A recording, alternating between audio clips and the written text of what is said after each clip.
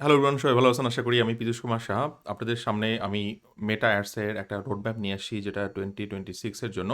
Basically targeting based marketing এতদিন আমরা করে থাকতাম, যেখানে ইন্টারেস্টকে হাইয়েস্ট প্রায়োরিটি দেওয়া হতো। এখন সেই জায়গা থেকে বের হয়ে আসবো এবং সেইখান থেকে আমরা অ্যাকচুয়ালি সিগন্যালকে বেশি প্রায়োরিটি দিব। মানে কি? মানে হচ্ছে মেটা অ্যাড এখন আর আপনি কাকে টার্গেট করছেন সেটা অ্যাকচুয়ালি ইম্পর্টেন্ট দিচ্ছে না। মেইন জায়গাটা এখানে তারা দেখছে যে অ্যাকচুয়ালি কারা এঙ্গেজ করছে, কি ধরনের রেজাল্ট দিচ্ছে, কখন রেজাল্ট দিচ্ছে, কোন ডিভাইস ইউজ করছে অথবা কোন প্লেসমেন্ট প্রোফাইলটা ব্যবহার করছে, তাদের ইউজেস এর ট্রানজিশনটা কিরকম হচ্ছে, কত সময় ব্যবহার করছে, এই ব্যাপারগুলো তারা দেখছে। আমরা অ্যাকচুয়ালি রোড ম্যাপে দেখাচ্ছি, কারণ এখানে দেখেন একটা সিগন্যাল ফার্স্ট এক্সিকিউশন ফিলোসফির উপর আমি জিনিসটা তৈরি করছি।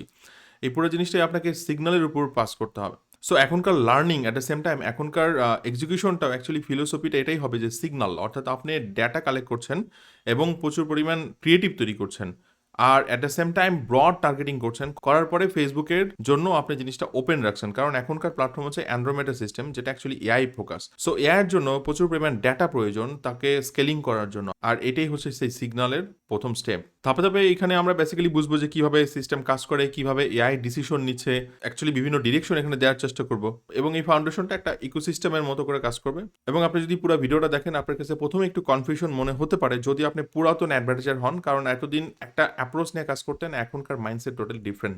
ওকে, বাট এখন আপনাকে এইটাই করতে হবে যেটা অ্যাকচুয়ালি আমি আপনাকে বলে দিচ্ছি। চলুন আমরা পুরো ডিটেলস দেখি।